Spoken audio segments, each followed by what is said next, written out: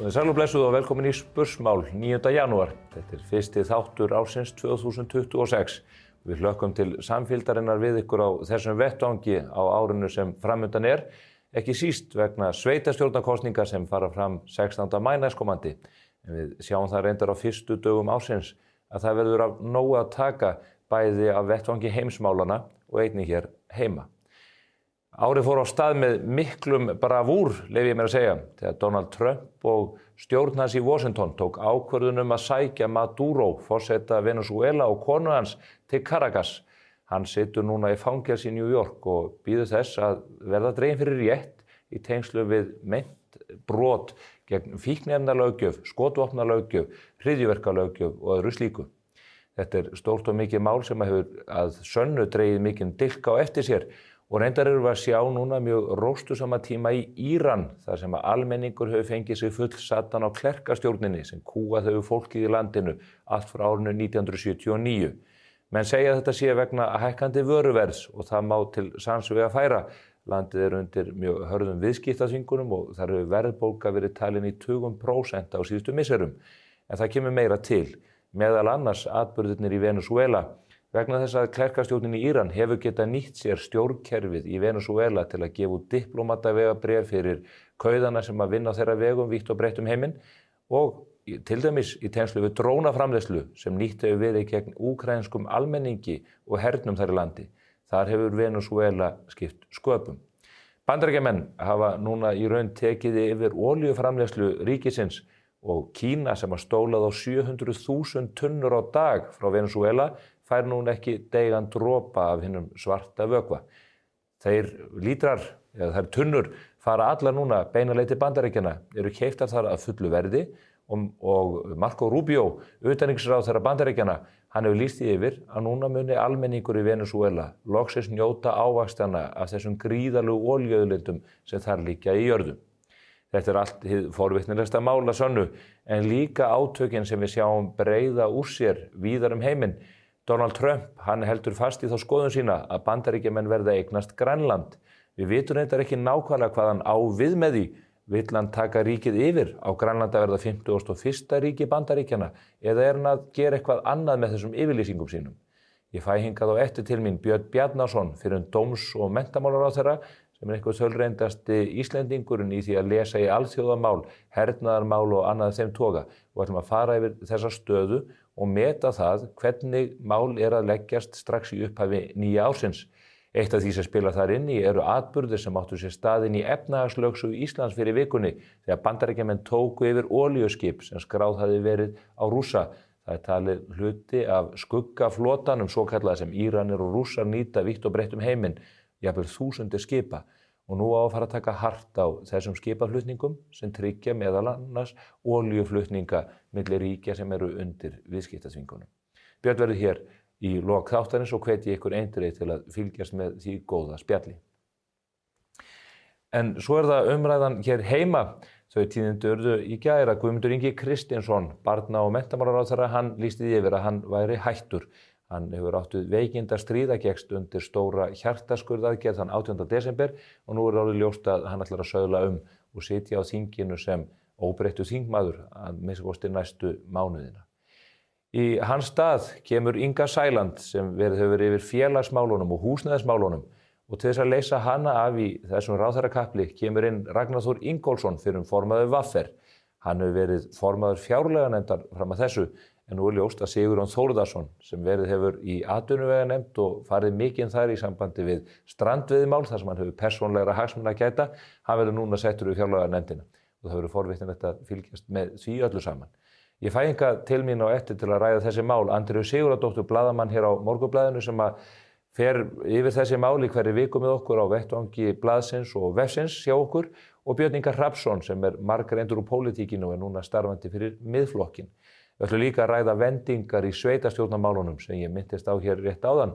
Það ljóst að slagur verður oddvitastöðuna hjá Samfylkingunni í borginni, sem að teljast nokkuð merkilegt í ljósi þess að oddvitin núverandi einmitt borgarstjórinn Heiða Björg Hilmisdóttir. Já, ég náði því réttu. Og svo það Viðreisn, þar eru að minnsta kosti 3 kandidatar sem að berjast að taka oddvitasæti þar, en nú liggur einnig fyrir að ekki verður barist oddvita sætið hjá sjálfstæðismönnum. Við bíðum svo í ofvæni eftir upplýsingum það hvaða kandidat Miðflokkurinn mun nota eða tefla fram á sínu vettvangi í borginni og hver veit nema Björn Ingi Hrafnsson leysi frá skjóðunum þau mál hér á eftir. Ég mun allavega að gera mitt til að tryggja það. Þetta eru góðir hlutir sem við þurfum að fara yfir og segja okkur það hversu spennandi vikurnar eru framundan í pólitíkinni og auðvitað ekki bara í Reykjavík heldur í svo mörgum öðrum sveitarfélögum vítt og breitt landið. Þá langar mig til að nefna við ykkur að nú í morgun fluttum við fréttir af því að lækningavörufyrirtækið Kerecis á Ísafirði sem hefur verið að vinna stórvirki í kjölfar hins mikla bruna í Crans Montana í Sviss á nýársnótt. Það hefur unnið síðustu sólarhringa dag og nótt að því að framleiða meira þorskroði í stórum stærðum til að koma helsærðu fólki úr brunanum til aðstóðar. Þar skipta klukkustundir máli og nú þarf að koma roðinu sem framleitt hefur verið til dauðhreinsunar í Bretlandi hjá sérstöku fyrirtæki sem þar starfar. Landhelgisgæslan okkar, hinn öfluga sem fagnar 100 ára afmæli á þessu ári, hefur hlaupið undan bagga og klukkan 10 í morgun lagði TF-SIF flugvél gæslunnar af stað til Bretlands frá Reykjavíkurflugvelli með roðið og það verður síðan flutt í lok helgarinnar á sjúkrahúsi í Sviss og á Ítalíu og víðar til þess að koma þessu fólki til bjargar. Þetta eitt dæmi það hvernig hugvit og dugnaður fólks getur skipt sköpum. Kerecis eitt af þeim fyrirtækjum sem að breyta heiminum. Mér langar svo til að nefna við ykkur hér í upphafi þáttar. Við höldum áfram með bókaklúbbinn okkar sem hóf göngu sín í apríl og hefur gengið vel og hefur stuðlað mjög á bóklestri og áhuga fólks á markverðum bókum. Nú í janúar tökum við fyrir frábært verk sem að Karl Sigurbjörnsson heitinn biskup skildi eftir sig þegar hann lést 2024. Bók í handriti sem nú komin út og nefnist Skrifaði sand, minningabrot. Ég las þessa bók í nóvember og var hugfangin af því hvernig hún dregur upp mynd af íslensku samfélagi allt frá æskuárum hans í Reykjavík og þar til hann verður æðstimaður kirkjunnar á Íslandi. Hvet ykkur til að mæla ykkur þessa bók í verslunum Pennans Eymundsson. Hún þar á ótrúlegu tilboði, 4.999 krónur. Og í lok mánaðar ætlum við svo að setjast niður á vettvangi klúbbsins og fara yfir efni bókarinnar. Við gerum það reyndar líka á miðvikudaginn síðasta með Loga Einarsinni þegar við rættum Íslandsklukkuna sem bók sem við fórum yfir í desembermánuði. Hvet ykkur til að fylgjast með þessu öllu, en áður en við förum í fréttir vikunar með Birningar Hrafnssyni og Andreu Sigurðardóttur, þá fáið þið hér skammtinn frá kollega mínum, Ásthildi Hannesdóttur, sem að rýnir í það hvernig pólitíkin birtist okkur á samfélagsmiðlunum. Hello my fellow islanders! Nýtt ár, nýtt fár! Já, býðið bara sko! Nú þegar við höfum kvatt jólin og tekið svona fyrstu skrefin inn í nýja 2026 í árið okkar, þá ballið náttúrulega bara rétt að byrja. Fjaðrafokið og djöfulgangurinn bara í þann mynd að hefjast og í þetta sinn skulum við kannski reyna að vera með heilasellurnar í lagi og reyna að muna allt sem gerist á árinu. Ekki alltaf gerast bara segum það að vera eins og einhverju gúbbifiskar sem að elta á sér sporðin í 2 lítra fiskabúri þegar árið gert upp í fréttaanálum hana í lok árs alltaf. Eða ég meina, kannski mannkyninu bara fyrirmunað að muna svona mikið. Eða í það minnsta Íslendingum allavega. En jæja, við skulum allavega líta yfir farinn veg og sjá svona hvernig stjórnmálafólki okkar hefur hegðað sér upp á síðkastið á samfélagsmiðlum. Menningarmálaráðherra var léttur á fæti og dansaði inn í jólahátíðina íklæddur svona sér íslenskum jólasveinabúningi. Sjáið hann, algjör dúlla. Hann átti nú samt ekki roði Jón Gnarr, einn ástsælasta leikara landsins, sem reyndi líka að dulbúa sig fyrir barnabörnin sem jólasveit með aukagrímu. Já, en hans búningur reyndar lítur út fyrir að vera af amerískum toga. Ég veit ekki alveg hvort að það sé eitthvað statement eða hvað það er. Og svo átti hann brúðkaupsafmæli á gamlársdag og afmæli hana 2. janúar. Allt að gerast hjá okkar gæja, Síðbúið afmælisknús og uppáhalds Gnarrenburgin okkar. Stórasta jólastjarnan okkar Diljá Mist átti líka afmæli í jólafríinu og oh my gosh! Litla nostalgíukastið. Hún nefnilega fékk Kristmund Axel til að taka lagið á stofugólfinu heima hjá sér í hverfi 112 Í alvörunni, hefði maður verið til í að krassa þetta partí eða? Leið mér að hugsa, já. Jæja, til hammo með ammopartipæja. Ammo knús á þig. Aðaltöffarinn á Austurlandi, Jens Garðar, tók jólakveðina alla leið og sló auðvitað í gegn eins og hann gerði margsinnis árið 2025. Þetta geggjufjölla. Halla Hrund elskar desember og naut mánaðarins til hins ítrasta. Heitt kakó, kósi heitt, jólaverslun, skautar og bara alltaf jóla sem hægt að gera, sko. Sjálfi kóngurinn okkar Pavel Bartosek setti saman sjálfu myndaseríu og taggaði hálft Ísland í póstinn. Svo margar sjálfur hefur hann tekið frá því hann var krýndur þarna sjálfu kóngur á síðasta ári. Svo fór hann líka í sund og nú hefur hann sko prófað allar sundlegar höfuðborgarsvæðisins. Vel gert hjá þér, King. Dogga Gunn fór yfir árið í máli og myndum og eins og sést dreif ansi margt á hennar daga á síðasta ári. Gerðist bæði vinkona Úrsulu ESB squeeze og Trumps. Ég meina í alvöru, gera aðrum betur, sko. Forsætisráðherra fetaði í fótspor sjálfu kóngsins og tók jólaselfie af sér. Hún svo sæt. Já, svo hélt hún náttúrulega áramótaávarp í sjónvarpi allra landsmanna og alls konar skemmtilegt. Snúli Másson deildi að sjálfsögðu cute fjöllumynd við jólatréð. Reyndar eins og allir hinir hafa gert líka, sko, en já.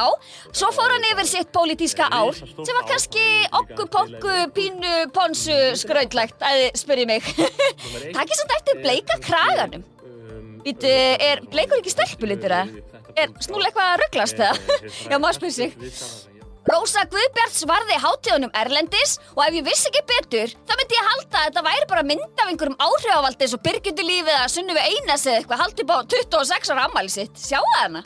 Sanna Magdalena flúði líka land jólin og dvaldi í Hollandi hátíðarnar. Hún póstaði þessari, óhefbundnu jólamynd, ef svo má segja, og náði sér svo í eitthvað hollenskt hæsi og þakkaði fyrir allt gamalt og gott. Nær rallus, elsku kettlingin.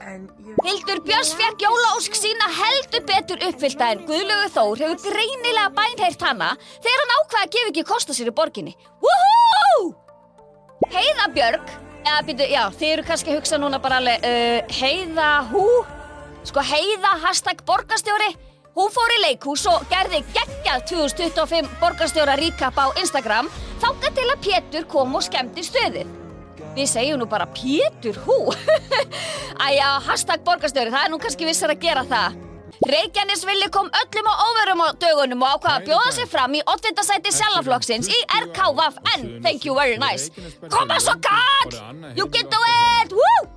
Nanna, miðflokksmadama, skiptum forsíðumynd og í alvöru það að sjá, hún bara gjörsamlega flawless á henni. Simmi Dabbi, bróðir Nönnu, hann tók loksins upp nýjan hlaðvarpsþátt þar sem hann rýnir í alltaf besta og versta á skaupinu. Loksins að hann fór að gera eitthvað gagn. Inga okkar Sæland hefur sko ekki legið í leti síðustu daga og vikur. Ó nei, krakka mínir. En hún kom því í gegn að eldri borgarar þessa lands geti ekið bara hverskyns ökutækjum þar til þeir eru nánast komnir á grafarbakkann. Í alvöru, þessu beru þetta fagna. Þetta mjög flottur liður í því að hala inn kílómetragjaldinu. Ég meina það þarf að græða á þessu lið á meðan það hægt. Já, og svo núna hefur hún bara snúið sér að börnum og menntamálum og bara hvatt öryrkja og eldri borgara bara bye bye. Já, vika í pólitík. Ég meina, já, það alveg hægt að segja. Hún sé bara eins og þessi 300 daga janúarmánuður sem nú stendur yfir. En jæja, það ekkert annað í stöðunni en að fara bara á fullu gasi inn í helgina og njóta þess að vera til. Það rosalega gaman að fá að gera svona skemmtilega hluti. Nú fylgir glæsilegur kaupauki með nýjum samlokusímum frá Samsung. Kynntu þér málið á samsungmobile.is. Alrafmagnað og margverðlaunað úrval Kia. Komdu og reynslunartu. Askja. Klæddu bygginguna í stíl með álklæðningu frá Límtré-Vírnet. Íslensk framleiðsla, nýsköpun og áratuga þekking. Kynntu þér möguleikana á limtrevírnet.is. Skaðabætur, miskabætur, sárabætur, sjúkrabætur, slysabætur, uslabætur, þjáningabætur. Bótaréttur.is 520 51 00. Góð hljóðvist gríðarlega mikilvæg þegar kemur að veljan á vinnustað. Hjá A4 bjóðum við upp á fjölbreyttar og vandaðar lausnir fyrir hvaða rými sem Hafðu samband eða kíktu í heimsókn og kynntu þér hljóðvistar lausnirnar sem henta þínum vinnustað. Komið sæl nýjum. Við þökkum Ásthildi Hannesdóttur fyrir þessa áhugaverðu yfirferð í meira lagi.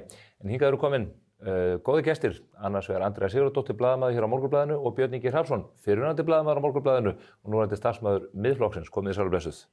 Blessaður sæll. Ég var að velta við mér hvernig á maður að fá í þáttinn svona í upphafi ás og stundum nú dálítið gúrka til að byrja með. Ég ætla að fá Björn Bjarnason hér til að ræða alþjóðamálið, þar þetta allt einhvern veginn á yfirsnúningi. En það verður ekki annars sagt en að það er við pólitíkina líka. Stórtíðindi í gærkvöldi. Já, gúrka eins langt frá pólitískum veruleika hér á landi og allan heim, bara eins og það getur verið. En þú getur nú ástæðan til að biðja mann að koma í þátt hvort sem það mikið að frétta eða lítið, Já, þú ert svolítið, Björn, eins og Sighvatur Björgvinsson sagði eðli góðs ritstjóra, að geta mýið þó hún sé ekki mál, Það er bara nákvæmlega þannig. Segjum bara hvað ég átalanleiki. Ég óska ykkur gleðilegs ás þetta líka. Andrea, þú varst á fundi með Ingu Sæland í morgun upp í Graóvogi. Þar var verið að fara aðeins yfir stöðuna núna þegar ljóst er Guðmundur Ingi, hann er að hætta sem barnamálaráðherra. Við gekkst undir erfið og mikla aðgerð 18. desember og honum góð spata og núna fer á stað mikill kapall. Það er ekki bara ráðherrakapall, það er auðvitað líka í nefndum þingsins. Já, það er kapall hjá ráðherrunum og svo smitast þetta niður á þing vegna þess að Ragnar Þór sem kemur nýr inn sem félags- og húsnæðismálaráðherra, hann var formaður fjárlaganefndar. Hann, það þarf að fylla það sæti og það þá kemur í hlut Sigurjóns Þórðarssonar að fylla það sæti. Lilja Rafney fer þá í hans formannssæti í atvinnuveganefndinni og Ásthildur Lóa Þórsdóttir tekur við hinu hlutverkinu frá Ragnar Þór sem er þingflokksformaðurinn. Ásthildur Lóa sú sem var auðvitað barnamálaráðherra þar til að hún sagði af sér snemma á síðast ári. Einmitt, og maður hefur svona heyrt, þær sögusagnir hafa allavega gengið fjöllum hærra að hún hafi verið mjög áfram að komast aftur inn í ríkisstjórna. Henni hafi ekki þótt þær málalyktir sem áttu sér stað þá hafa verið sanngjarnar og í samræmi við tilefni máls. En það er ljóst að hún fer ekki í ríkisstjórn en kannski finnst henni þingflokksformennskan vera einhver sárabót.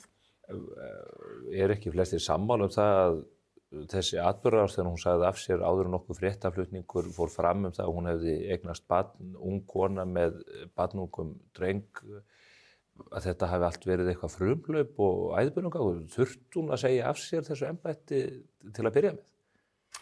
Ég held að þetta hafi verið mikill æðbunungangur. Ég held að, og þá eftir að koma fram nákvæm útlistun á því síðar, en ég held að henni hefur bara verið hentur í rútuna á fundi Ingu, Kristrúnar og Þorgerðar þar sem að það var bara einfallega metið sem svo að ný ríkisstjórn mætti ekki við þessu og það þyrfti bara að keyra prógramið áfram og hún hafi ekki fundið neitt stuðning. Þess vegna var það þegar málið fór að skýrast næstu dagana á eftir og maður fann hvernig almenningsáliti breyttist og þá var hann bara löngu búinn að segja af sér. Það var bara þannig. Og sér eftir því, en ekki hægt að vinda ofan að því. Nú er komið í ljósir þetta... Þetta var óvenjulegt að því leitum til að þarna var ráðherra að segja af sér, en það var enginn úr til dæmis stjórnarandstöðunni sem hafi krafist þess.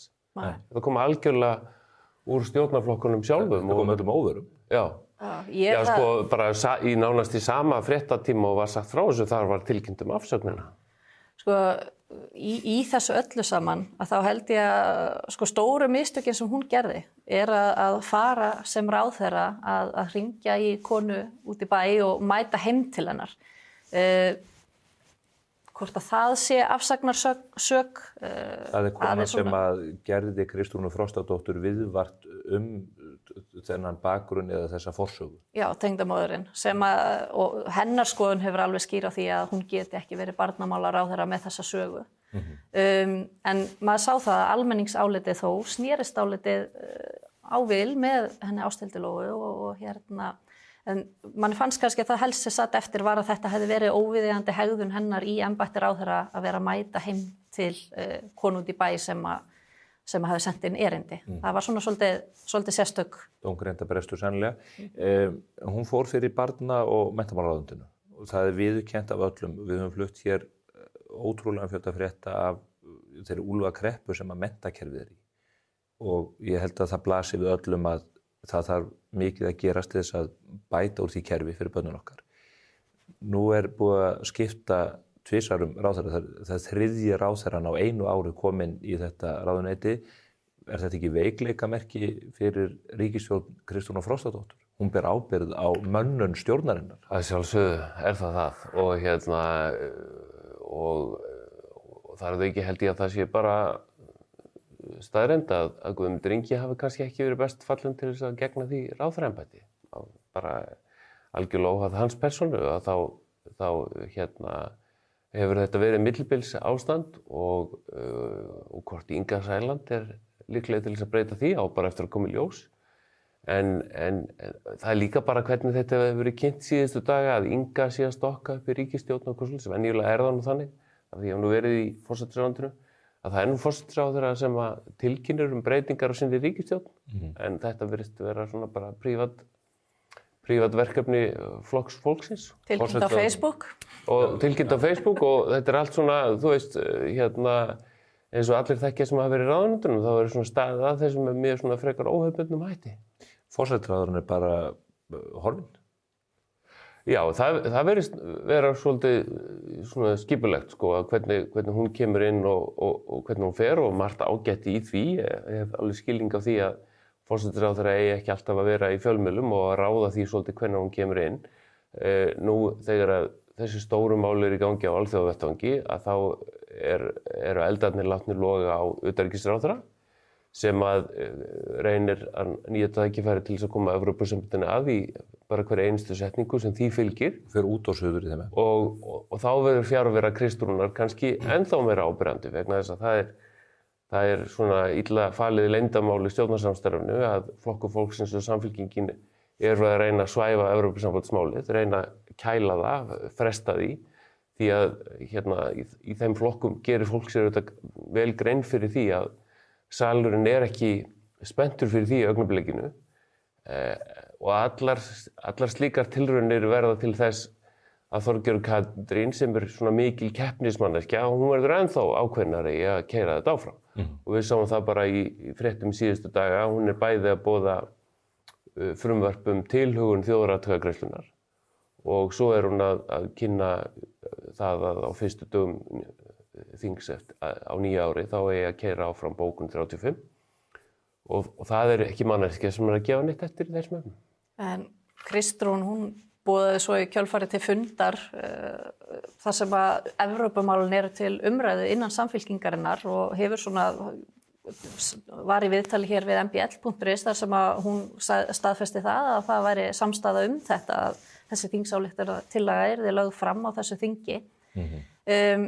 Það sem að ég staldra við í þessu að það eru ekki nema kannski 2-3 mánuðir síðan hún sagði í viðtali hér við Morgunblaðið að hún myndi ekki eyða tíma í Evrópusambandið, hvorki tíman í orku, á meðan að ekki væri búið að koma böndum á efnahagsmálin hér í landi.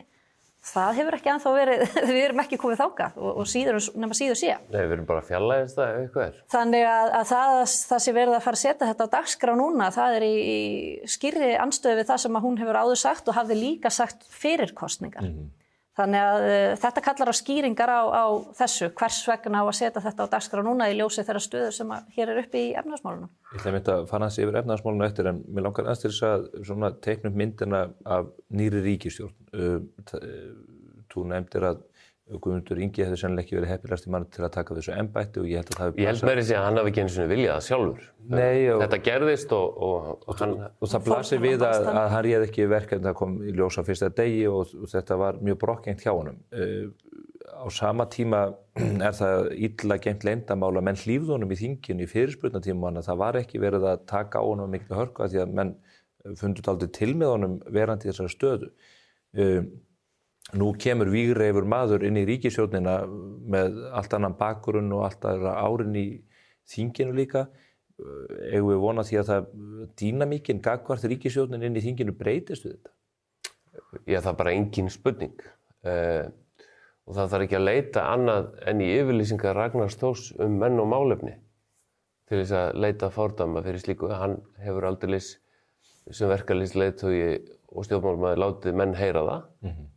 Og sparaði ekki stóru orðin og hlýtur þá að hafa skilning af því að það sama verið gert við hann. Og já, ég mynda mér að það verði núna mjög mikið af fréttum Ragnar og margt rifjað upp og annað slíkt eins og gengur. Hún verður gefin einhver tími til þess að setja sig inn í mál. En auðvitað bara staðan þannig á þessu rúma ári sem liðið að það gjörbreytt staða. Það að kreppa að. Það mjög mikill samdráttur, atvinnuleysi að aukast. Það eru flest fyrirtæki í landinu, það bara leiðilegt að segja það, en það eru flest fyrirtæki í landinu að fara að segja upp fólki. Það eru allir mannauðsstjórar að velta fyrir sér hvernig þeir geta dregið saman og þetta svolítið staðan sem að teiknast upp. Fólk hefur minna milli handana og við þessar aðstæður þá breytist stemningin í samfélaginu gagnvart ríkisstjórninni. Förum aðeins á efnahagsmál rétt á eftir. Andrea, hvernig blasir þetta við þér? Þú ert mikið niður í þingi, þú ferð auðvitað... Ert þú að stjórna þessu þætti eða ég? Já, enn sem komið það ég.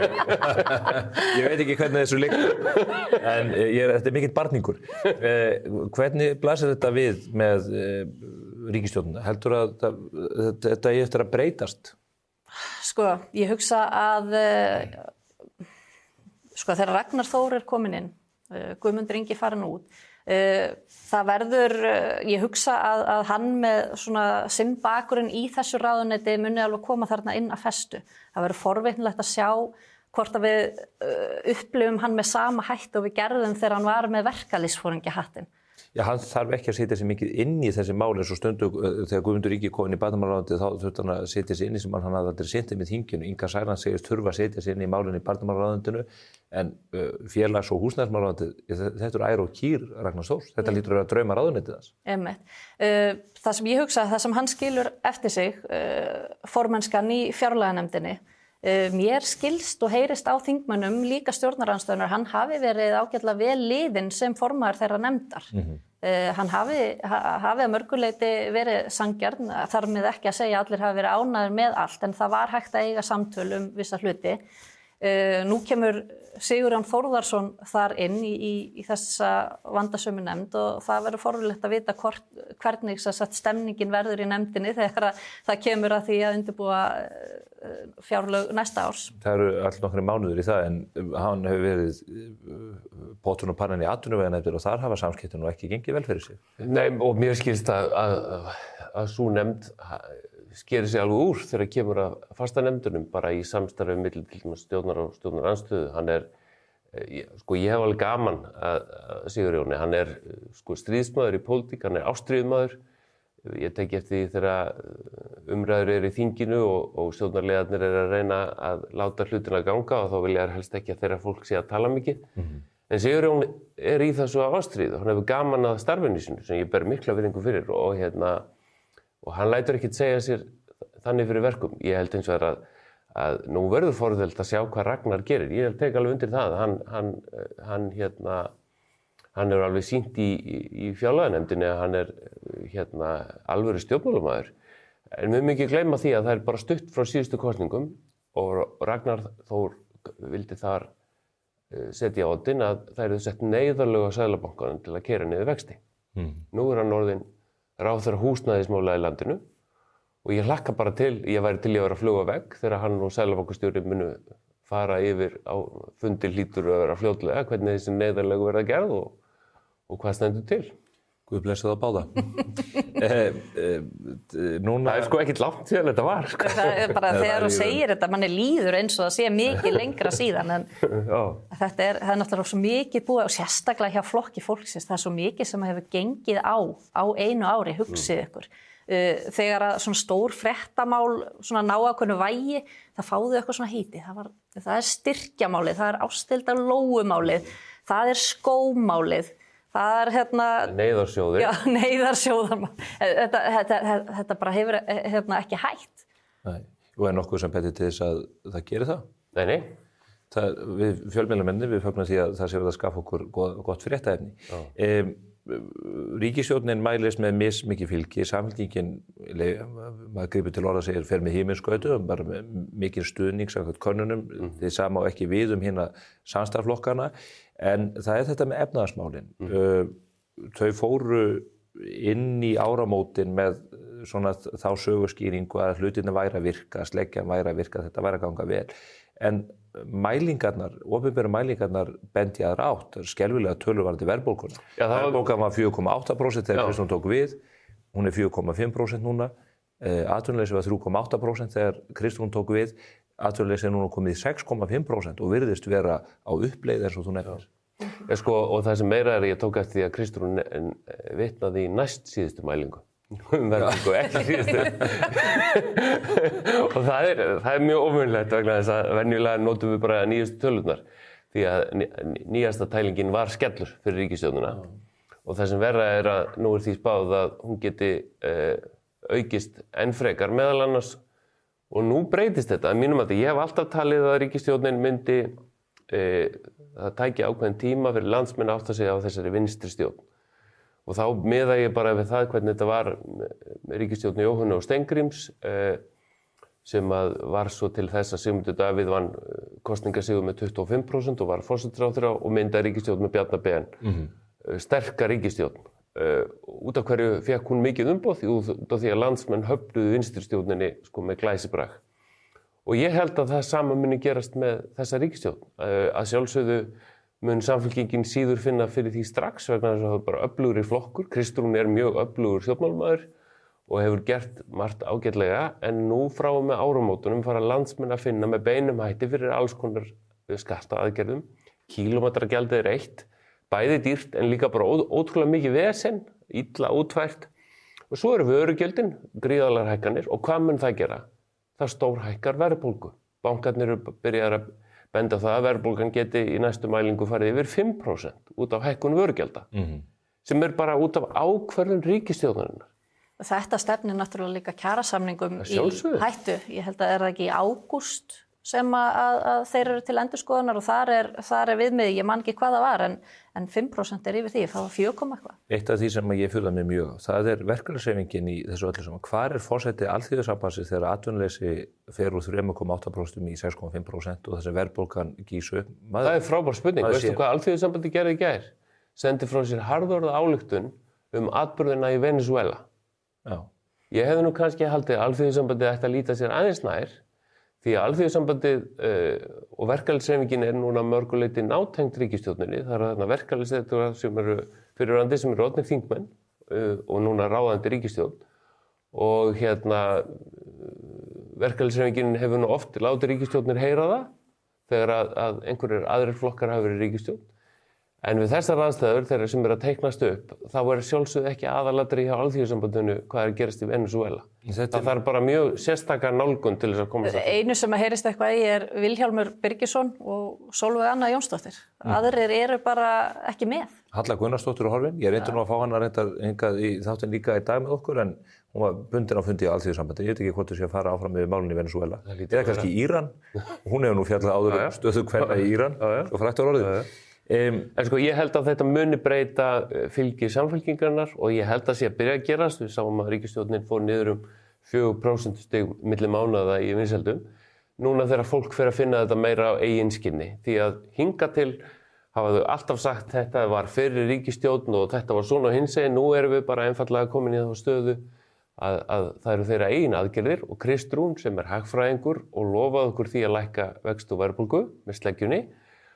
Hennar auglýsingar gengu út á það að Bjarni og Sigurður Ingi væri ekki standa sér nægilega vel í að berja niður vextina. Þannig að hún verður að sjálfsögðu að enda því hvernig það gengur. Seðlabankinn geti að grípa til vaxtahækkana í febrúar ef að mælingin núna í janúar verður vond. Engu að síður alltaf þegar hún var að tala hversu mikið vextir höfðu lækkað þá tók hún með mælingar frá kosningum áður en þessi ríkisstjórn var mynduð. Já, hún er nú svo mikið fyrsti stjórnmálamaðurinn klappa sér fyrir. Sem að raða því einhvern veginn upp að þessu hættar. Og næst síðasta mælingin. Við sjáum í Bretlandi, verkamannaflokkurinn stígur þar mjög krappan dans með mjög lítinn stuðning vegna efnahagsaðgerða svipuðum togu hér þar sem að menn hafa verið að hækka skatt út allt.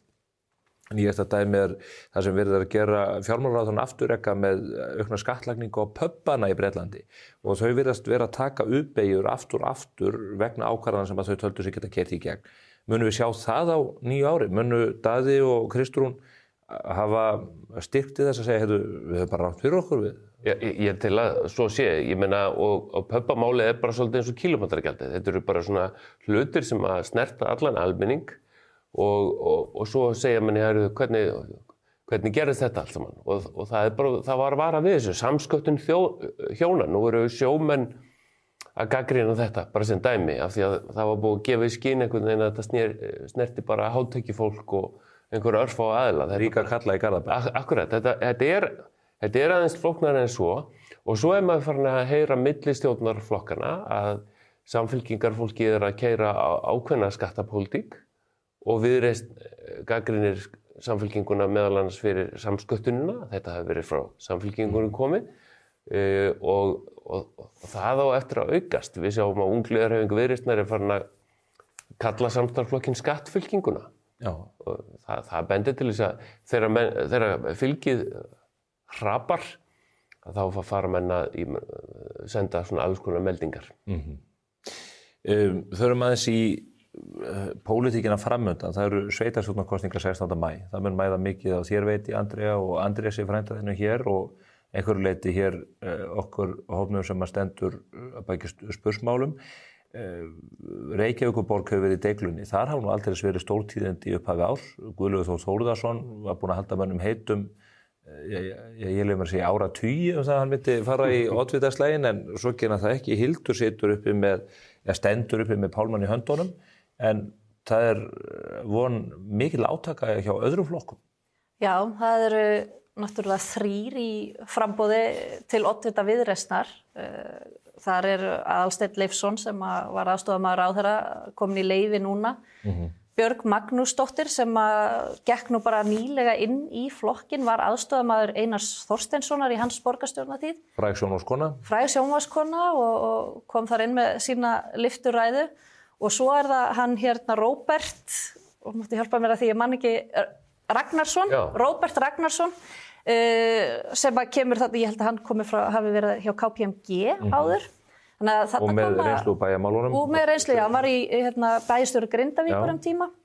Þannig að það verður slagur þar, það verður áhugavert. Ég hef ekki mikla tilfinningu fyrir því hvernig svona landslagið er, hver er svona sterkasti kandidatinn. Þau kjósa það ekki í lok mánaðar?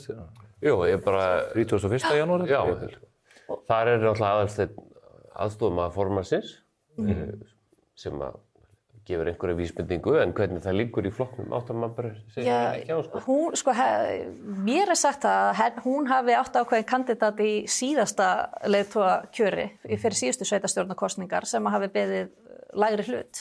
Þannig að það er ekki gefið. Já. Nei, Þórdísi. Það heitir báða Þórdís. Þórdís Jóna hétt svo. Já. Og svo er það Samfylkingin. Þar erum við með 2 sem við erum búin að bjóða fram krafta sína í oddvitasætið og það er náttúrulega sitjandi borgarstjóri sem einhverju kannski mun eftir úr áramótaskaupinu helst. Hún heitir? Manst þú það, Björn? Hún heitir Heiða Björg Hilmisdóttir. Ég held hún hafi grætt á þessu skaupi. Ég tel líka bara þetta hörku skemmtilegt skaup en ég held bara að þetta hafi verið svo augljóst. Sko, ef hún skiptir engu máli, af hverju voru þá 5 atriðum í áramótaskaupinu? Það voru sumir stjórnmálumenn sem lenti því að vera ekki einu sinni í skaupinu. Við skulum ekki nefna þá ekki. Nei, en sko, ég bara segja, það var svo augljóslega að verða að reyna að koma henni frá og svo kemur framboðstilkynning daginn eftir frá Pétri Martinsinni. Og forysta-Samfylkingarinnar var búin að vera að leita að alvöru kandidatum. Ég meina, ég held að það sé á hreinu og það var búið að kanna með Gísla Martin, það var búið að kanna með Magnús Geir þjóðleikhússtjóra. Þetta var niðurstaðan og ég held að einhverjir hafi talið þá að þetta væri skrifað í sandinn fyrir borgarstjóra, þetta lægi fyrir, en ég held að Pétur hafi ekki alveg verið að hjálpa sig með ýmsum yfirlýsingum på síðkastið. Ég ætla að spila hér klippu rétt á eftir, en áður en að því kemur, það er mjög óvenjulegt að það sé telt fram kandidat gegn sitjandi borgarstjóra. Sitjandi borgarstjóra sem er sko fyrrverandi varaformaður flokksins, formaður sambands sveitafélaga, bara þungavegt þar manneskja í öllum skilningi þess orðs. Og þegar Kristrún var spurð þetta þá sagði hann, það er nú ekkert óeðlilegt að þessi tekist á.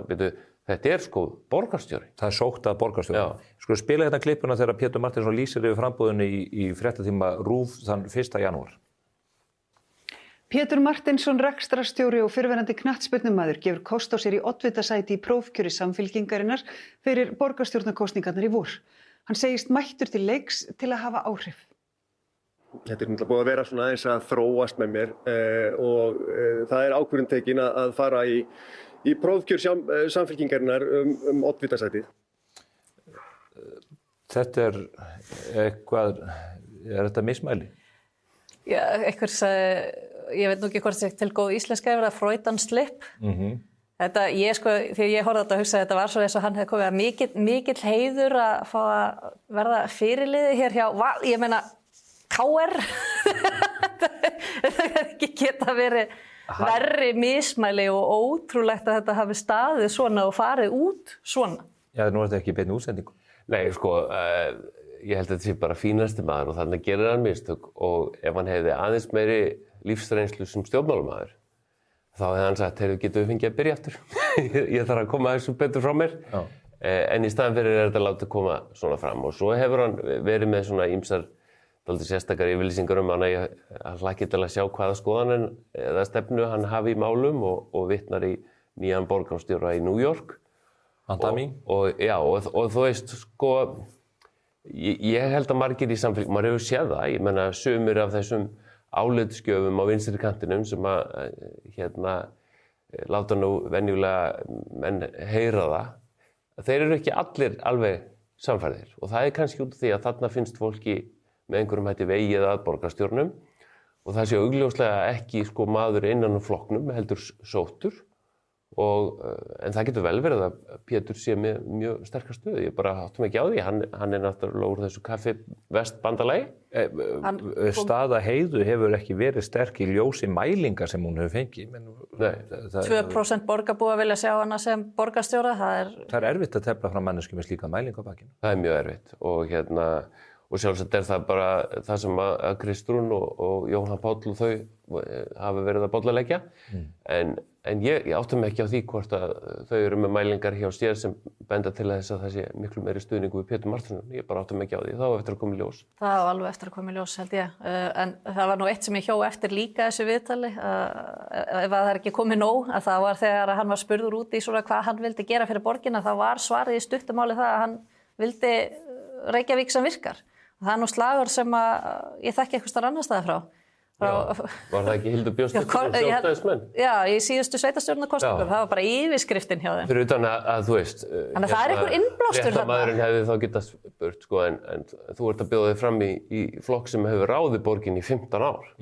Af því að ég sá að hann sagði einhvers staðar, hann teldi nauðsynlegt að bjóða sig fram til þess að ná fram breytingum vegna þess að annars ætti Samfylkingin á hættu að tapa illa.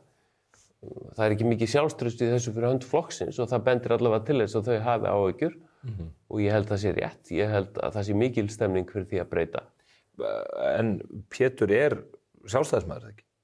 Hann úr sjálfstæðismaður kreðsu, hann var allavega spyrtur í sjálfstæðisflokkin mjög lengi. Ég menna hann var á lista fyrir flokkin hér áður fyrr, hann gerir lítið úr því í samtali við fjölmiðla en talaði að hann hefði verið svo neðarlega á lista í 9. sæti og það var í dag eins og 20. sæti. Ég held að það standist nú ekki alveg skoðun já, svo hvort að hann sé sjálfstæðamaður í hjartan, ég veit ekki, fólk getur skipt skoðun. Já, og þeim fjölgar nú þessi dagana sem eru fyrrverandi sjálfstæðir. Ég held samt bara að fólk þroskaðist frá vinstri til hægri en ekki öfugt. Já, allt nú til. Talandum slík vistaskipti, Björn, breyta sem að menn velta mikið fyrir sig varðandi borgarstjórnarkosningarnar hverju miðflokkurum muni tefla fram í kosningunum. Já. Og hér þú komin til þess að upplýsa okkur hver verður... Í hvaða myndavél á ég tala? Leistu frá skjóðu. Já, nei, það ætla ég ekki að gera. Ég meina, miðflokkurinn hefur að mínum að það einstakt tækifæri í þessum kosningum. Það hefði komið mjög óvart ef þú hefði ekki talið að sofa henni. Já, nei, það er ekki einu sinni ég að koma með einhvern spuna. Það er bara, ef þið skoðu síðustu 7 kannanir í landsmálunum, að það er mjög mikil sigling. En þið mælist með vel innan við 10% í borginni? Já, nei, vel innan við. Ég held að segja 9, eitthvað og í könnun Viðskiptablaðsins verða meira. Hjá flokki sem er ekki með fulltrúa og ekki búin að kynna neina stefnu. 9, eitthvað er vel innan við. Ég myndi segja að 2-3 fulltrúar við þær aðstæður séu bara allnokkuð. En það sem ég ætlaði að segja er það að þá er auðvitað mikilvægt að sjá líka aðeins hvað hinnir að gera. Ég held að sjálfstæðismenn ætla ekki að kynna fullan eða efstu sæti sín fyrir einhvern tíðan í febrúar. Samfylkingin og Viðreisn eru með í lok mánaðarins. Auðvitað skil ég vel að það sé áhuga á því að sjá hvað við erum að gera. En ég veit ekki hvers vegna Miðflokkurinn ætti að vera fyrstur þegar að þetta allt opið og maður vil sjá hvað gerist. Þannig að þið eru að halda spilunum systematískt að ykkur? Algjörlega, algjörlega. Og ég meina, mér finnst, þú veist, auðvitað skiptir máli til dæmis hvort að Sjálfstæðisflokkurinn teflir fram Guðlaugi Þór eða Hildi. Ég meina, Hildur Björnsdóttir hörku stjórnmálamaður, en hún hefur verið þarna áður og það eru ýmsir í Sjálfstæðisflokknum sem að hafa verið ósáttur við ýmsar áherslur hennar í þéttingarmálum gagnvart aðalskipulaginu. Hún var með Degi B. Eggertssyni í hópi þegar í aðalskipulagsbreytingum gegn Eyþóri Arnalds á sínum tíma. Í Miðflokknum mikil andstaða við borgarlínuna og þéttingu byggðar og menn hafa ekkert verið feimnir við að segja það. Þannig að mér finnst þetta skipta allt máli. Þú nefnir Eyþór Arnalds, það hefur verið skrifað mikið að hann verði oddviti Miðflokksins í kosningunum. Já, en ég sá náttúrulega eftir honum að hann sé hættur í stjórnmálum. Ég held að það sé bara eins og sama með mig. Ég menna það er oft koma svona fréttir en ég hef ekki átt neinn samtölu við Eyþór Arnalds. Nei, en þú ert ekki steinhættur í pólitík. Kemur þig reyna að þú leiðir þetta? Nei, það verður ekki þannig. En ég er ekki hættur í pólitík. Það er búið að velja oddvitann? Nei, það er ekki búið að velja. Það er ekki búið? Nei. Og hvernig fer valið fram í lok? Það er uppstillingarnefnd. Andrea, við yðum í skinninu? Já, það sem mér finnst mjög merkilegt við þetta, maður hefur heyrt ýmsum nöfnum kastað fram, en enginn er að hafa skilið eftir eitthvað vafa. Það var Eyþór, maður heyrði Elliði, maður heyrði ýmis nöfn, en það hefur ofboðslega lítið svona spurst út. Hjá Viðreisn þá var maður búin að heyra öll þessi nöfn áður en að þau tilkynntu. Já. Löngu áður, Það bara því það, við erum ekki kjafta út allan bæ. Ég er að reyna að lesa ég er dauðlangar að vita. Já, þetta er sannlega breyta sem að mun hafa áhrif í kosningunum í vor. Er það ekki? Jú, svo sannarlega. Það mun Miðflokkurinn eins og hann mælist með, engin nöfn og engin nöfn einu svona í speculation sem að neitt er komin með eitthvað svona sikti á þar sem að þú getur sagt að það eru nú einhverja líkur á að það sé þessi. Ég upplifi það ekki. Þá held ég að þið getur nú ágætlega vel við unnað þarna í kringum 9-10% en í plánunum. Vel innan við 10. Vel innan við 10%. Ég spóði við fáum 5-6 fulltrúa. Ráðum því hverju verið nýjum meirihluta. Það fer dálítið eftir. Þú mátt spila þetta hérna eftir kosningar. Það fer dálítið eftir því að því að ég held að væntingarnar séu komnar dálítið upp. Það verður dálítið undir ykkur komið að standa undir þessu væntingum. Af því ef að fólk er komið hérna með ykkur væntingar og búast við ykkur miklu og svo kemur eitthvað. En Einar Þorsteinsson, hann var sigurvegari kosninganna síðast og varð auðvitað borgarstjóri. Hvað, að lokum reyta Dagur B. náði að kría út þarna einhver 18 mánuði. Hvað með Framsókn? Eiga þeir sér einhverjar endur komið auðið? Ég hreinlega átti mig ekki á því. Ég auðvitað á ekki að afskrifa eitt eða neitt, en þetta hlýtur að vera mjög snúið fyrir hann. Meira að segja aðstofamaður annars er komin í framboð fyrir annan flokk. Hann lofaði breytingum og gekk svo til liðs við fallin meirihluta. Síðan var hann borgarstjóri og sagði af sér með þeim afleiðingum að ennþá meiri vinstri meirihluti tók við. Og ég veit ekki, ætlar hann að koma í kosningabaráttu og segja ég lofaði að breyta. Þú veist, ég átta mig bara hreinlega ekki á því hvers konar salur er fyrir það. En bara áttu þess ekki á því hvers konar breytingar það eru? Nei, en ég held náttúrulega bara Einar hafi látið Dag snúa á sig. Já. Og það er ekkert leyndarmál að flokkarnir til vinstri vilja reyna að koma því út að það vilja enginn vinna með Sjálfstæðisflokknum. Það er einhvern veginn orðin bara einhver fasta breyting. Heldur að verði ekki núna að vilja ekki vinna með Miðflokknum? Já, ég gat nú ekki betur séð í fjölmiðlunum í dag heldur en að Kristrún Frostadóttir var að tala hvað að það væri ekkert langt á milli Samfylkingarinnar og Miðflokks í einhverjum málum. Er það skeifukenningin sem Sólveig er alltaf að tala um? Ef þar var ekki verið að byggja pólitíska brú, þá veit ég ekki neitt í pólitík. Þannig ég held að verði minna slíkar yfirlýsingar, en Miðflokkurinn allavega mun ekki útiloka samstarfi við Sjálfstæðisflokkinn, sannarlega ekki. Einar Þorsteinsson, heldur að hann eigi tromp á hendi?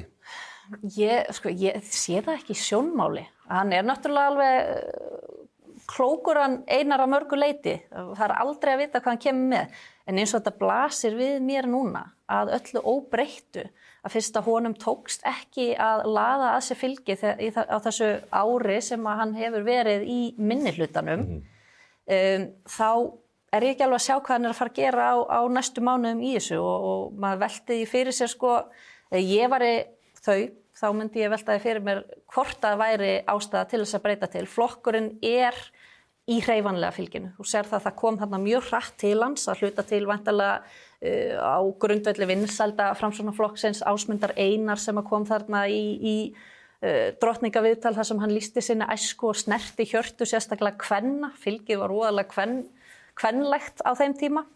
Það smitaðist aðeins yfir til hans, þetta á viljabreytingar og er ekki bara best að kjósa Framsókn og allt þetta.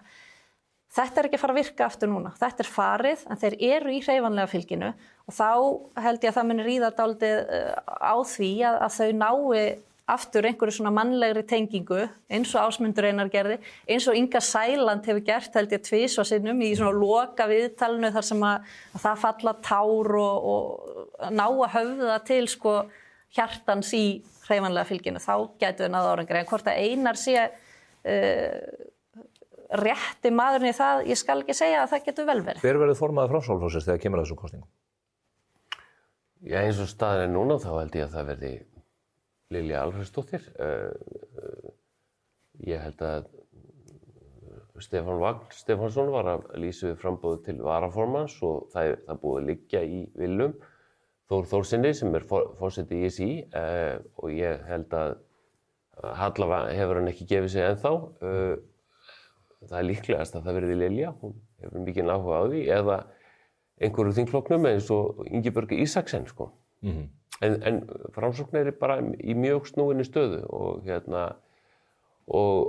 kannski í þessum svona þegar stóru myndirnar að teiknast upp og hvað sem Evrópusambandið, skattamál eða hitt og þetta, það sem menn eru svona sterkir með á móti, að þá getur verið erfitt að lenda þarna á milli. Heyrist mér hlakka í gömlum Framsóknarmanni? Nei, ég var bara mjög mikið af góðum vinum í Framsóknarflokknum og ég hef engan áhuga því að sjá hann lenda í einhverju útreið, sko. Það lognast út af? Nei, ég bara verið að segja það. Eru önnur sveitafélög sem við ættum að hafa augun á, eru spennandi slægir framundan víðar? Já, ég meina það verða slægir víða land, misstórir. Það maður sér það að núna er Viðreisn og Samfylkingin að þar aðeins að koma upptaktur í Kópavogi, miðflokkurinn er líka þar. Þar sem Ásdís og Sjálfstæðisflokkurinn hafa notið mikilla vinsælda. Hvort að þeim verði ágengt að sækja að henni þar, það á eftir að koma í ljós. Svo er það maður nefnir kannski Mosfellsbæ sem hefur ekki verið mikið nefndur í þessum efnum en Sjálfstæðisflokkurinn hefur lengi farið með bæjarstjórnina þar og bara nánast í hreinum meirihluta sko eða í hreinum meirihluta oftast nær þangað til í síðustu sveitarstjórnarkosningum og að þeir töpuðu þeim kosningum. Þannig að þar er Hilmar Gunnarsson ofboðslega vinsæll Mosfellingur búinn að gefa kost á sér í oddvitan hjá Sjálfstæðisflokknum og það verður held ég mjög áhugavert að fylgjast með vegna hans bara persónulegu vinsælda hvort að Sjálfstæðisflokkurinn nái aftur vopnum sínum í Mosfellsbæ. Ég er mjög spennt, ég er náttúrulega uppalinn í Mosfellsbænum þannig ég hef kannski aðeins meiri áhuga en meðalmaðurinn á þessu en ég held að þar verði spennandi slagur. Þetta er allt sem áhugavert. Sigmundur Davíð og Snorri Másson og Karl Gauti voru með fund í Vestmannaeyjum í gærkvöldi sem að mér þetta bara einhver fjölsjóttættasti stjórnmálafundur þar í bænum mjög lengi.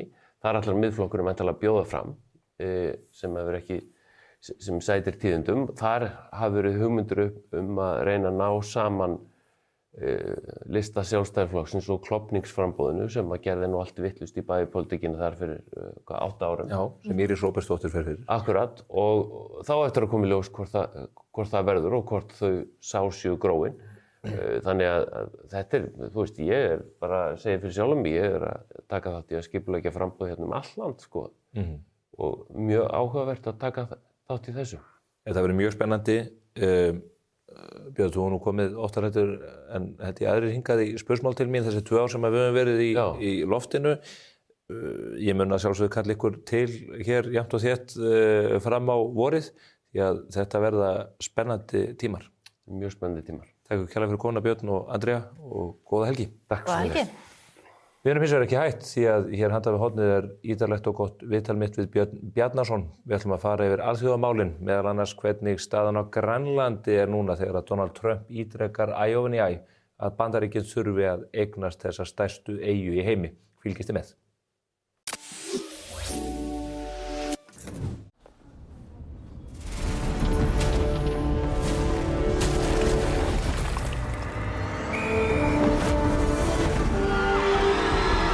Hvern langar þig að hitta í dag? Pennin Eymundsson. Skerðu fetuna af útgjöldunum. Cardio. Einfaldari útgjöld. Paulsen skiptur bílrúður. Fagleg og vönduð vinnubrögð. Bókaðu tíma á paulsen.is. Lexus RX. Komdu og reynslagtu RX 450h Plus Plug-in Hybrid. Þín býður óviðjafnaleg upplifun. Lexus Kauptúni.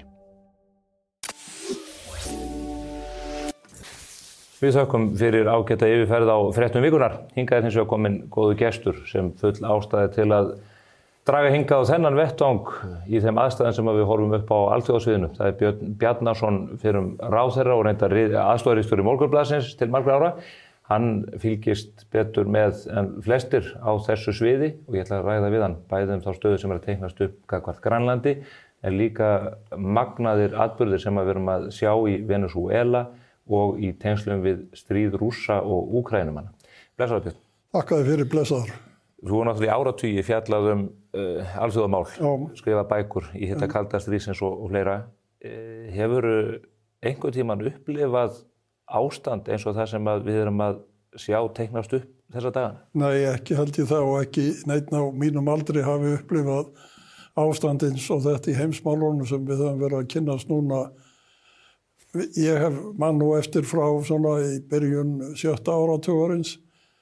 Ég man aldrei eftir svona og þessi óvissa sem og þessir atburðir sem að gerast og núna þegar við sjáum að skip hertekið hérna fyrir sunnan Ísland, það hefur aldrei gerst í minni tíð. Hvernig myndir þú lýsa ástandinu? Þú talar óvissu. Hvernig teiknast þetta upp? Þetta teiknast alveg upp. Hvar hefur við að byrja? Við getum byrjað á atburðinum þegar 3. janúar þegar Maduro hjónin voru fjarlægð frá Venezuela, dregin fyrir rétt í New York, sökuðum hryðjuverk og fíkniefnasölu til Bandaríkjanna sem ögraði öryggi Bandaríkjanna og stofnaði þeim í hættu. Og þetta var gert á grundvelli ákæru í Bandaríkjunum og hann var dreginn sem sagt fyrir dómara og þau hjónin. Þessi atburður náttúrulega eins og að kasta stein út í tjörn og þú sér hringana myndast í kringum hann. Og hann núna tegið sig meðal annars hingað eins og við sáum í þessari skipatöku í gær. Það sem að gerast það að Bandaríkjamenn hafa greinilega ákveðið að vesturhvel jarðar eigi að vera þeirra áhrif og yfirráðasvæði og þeir vilji búa þannig hnútana að þar sé ekki óvinir þeirra og ekki fólk að eitra fyrir þjóðinni eða stofna til innflytjanda vandamála eða hvað sem við kallum þetta. Og Trump-stjórnin tekur þá ákvörðun að fjarlægja þetta fólk og jafnframt að segja þið getið setið áfram sem eruð hér við völd en við munum taka af ykkur alla olíuna, við ætlum að stjórna henni og við ætlum að nota hana sem vopn í okkar tilgangi og það það sem við erum að sjá núna. Það situr þarna varaforsetinn í valdastóli, sósíalistarnir fara með völdin í Venezuela en Trump segir stjórna landinu. Hún var auðvitað hluti af þessari glæpaklíku, þessi varaforseti. Já, og lýsingarnar á henni eru þannig að hún hafi lifað allt af og bróður hennar og þau hafi stjórnað í raun og veru á bak við tjöldin og en hún sé mjög pragmatísk eða hún kunni machiavellísk eða hvaða orð við viljum nota til þess að lýsa stjórnmálamanni sem getur lifað allt af með klækjum og klækjabröðum. Það var nú sagt hún hefði verið í Moskvu þegar árásin var gerð á Caracas og takt eftir því að það voru 32 kúbanir eða kúbverjar sem fjallu í átökunum sem voru í forsetahöllinni. Hvað voru þessi kúbverjar að gera? Það út af því að Maduro treysti líklega engum af sínum eigin landsmönnum og þeir fá málarliða frá Kúbu til þess að standa vörði kringum forsetan. Þannig var nú ástandið. En hvað það? Þetta verður síðan að því að það ákveðið að taka olíulindirnar og taka öll skipin líka sem liggja undir ákærum fyrir að hafa brotið viðskiptabannið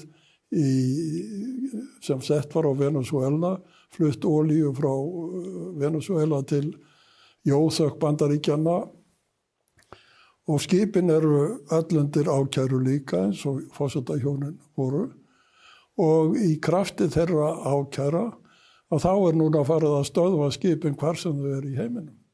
Og þetta skip sem var stöðvað hérna hafði verið elt í 19 daga eða eitthvað slíkt á bandarísku strandgæslunni. Samfellt eftirförir talið, ef þú manst í landhelgisdeilunum að þá fylgdu varaskipin kannski 2 árum eftir dögum saman af því að samfellt eftirför var túlkuð þannig að ef hún væri samfellt að þá væri hvenær sem heimil til þess að fara borð í skipið hvar sem það væri utan landhelgi sjálfstæðs ríkis. En það sem gerðist með þetta skip var það að eftir að það hafði verið elt í nokkra daga að þá allt í einu var það afskráð í Guayana og skráð sem rússneskt skip, sett undir rússneskan fána, rússnesku fáni málaður á það og það var greinilega gert og skiptur nafn og allt nafn og númer og það var gert af því að það átti að flytja það undir verndarvæng Pútins og síðan var skipinu siglt út á Atlantshaf og var á leið til Rússlands þegar það var stöðvað.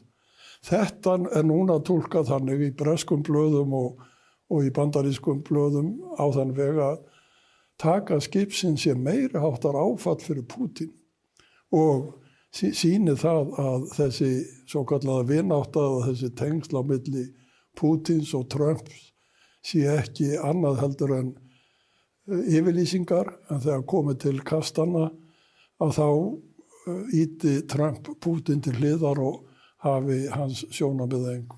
Það grunnt á hennu góða rússnesk skip eru hvergi óhult eftir þessa eftir þetta og ekkert af þessum skipum.